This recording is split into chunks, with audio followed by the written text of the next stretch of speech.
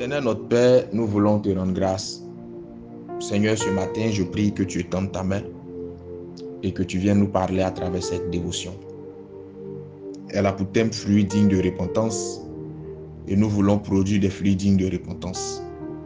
Je prie que chacun de tes enfants puisse comprendre et mieux appliquer cette exhortation et que par-dessus tout, ta volonté se fasse dans la vie de tout un chacun. Béni sois-tu parce que tu le fais. Au nom de Jésus que j'ai prié. Amen. Je vous salue tous dans le nom puissant de Jésus-Christ. Bienvenue à notre dévotion matinale. J'ai dit tout à l'heure que le thème sera fruits dignes de repentance. Et nous aurons comme référence toujours dans le livre de Matthieu. Matthieu le chapitre 3 à son verset 8 sera notre référence. La Bible déclare ce qui suit. Produisez donc du fruit digne de la repentance. Amen.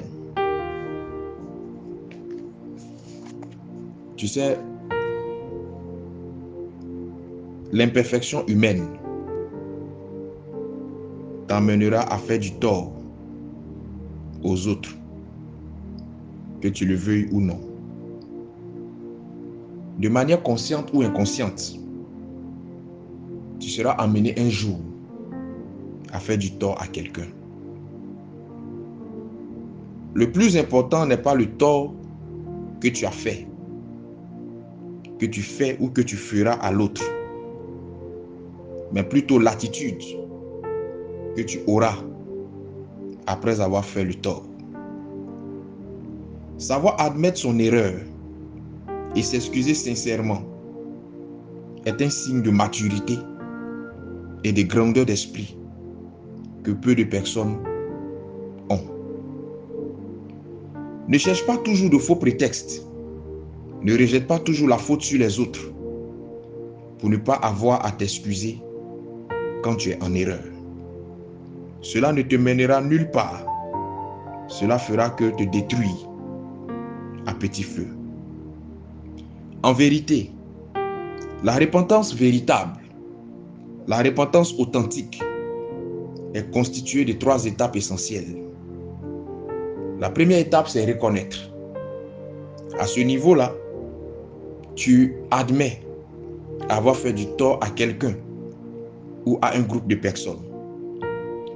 La deuxième étape, c'est confesser. Cette étape te permettra de dire ouvertement ce que tu as fait à une personne détournée qui sera peut-être l'intermédiaire ou la médiatrice entre toi et cette personne à qui tu as fait du tort. Mais confesser, c'est aussi aller c'est aussi aller devant cette personne que tu as offensé pour lui dire concrètement ce que tu as pu lui faire en secret ou ouvertement. C'est à ce niveau que l'ego, l'orgueil et certaines défaillances humaines t'emmènent à ne pas franchir le pas. La troisième étape, c'est abandonner. Cette étape t'emmènera à rebrousser chemin, à ne plus jamais répéter cette action, à ne plus jamais avoir cette attitude qui a été source de tort pour l'autre. En réalité, beaucoup reconnaissent le mal qu'ils ont fait aux autres, peu confessent sincèrement ce mal et très peu l'abandonnent. Voilà pourquoi, de nos jours, les excuses ne donnent rien de concret, car elles sont en vérité des excuses qui ne sont pas toujours sincères et évidemment, puisqu'elles ne sont pas sincères, elles ne produisent aucun fruit digne de repentance. Parfois, la sincérité d'une repentance ne se détermine pas toujours par la quantité de larmes versées ou par le nombre de mots ou de pardons qu'on pourra confesser.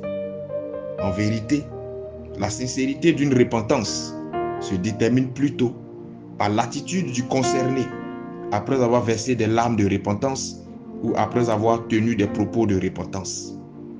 Si, après ces larmes et ces propos, ton attitude ne reflète en rien les fruits dignes de repentance, c'est que ta repentance n'a jamais été sincère. Je prie ce matin que Dieu t'aide à toujours produire des fruits dignes de repentance. Que Dieu t'aide à savoir abandonner le tort que tu fais aux autres.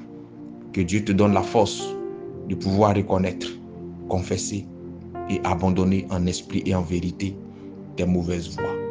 Que le Seigneur bénisse ta journée et que sa grâce soit sur toi.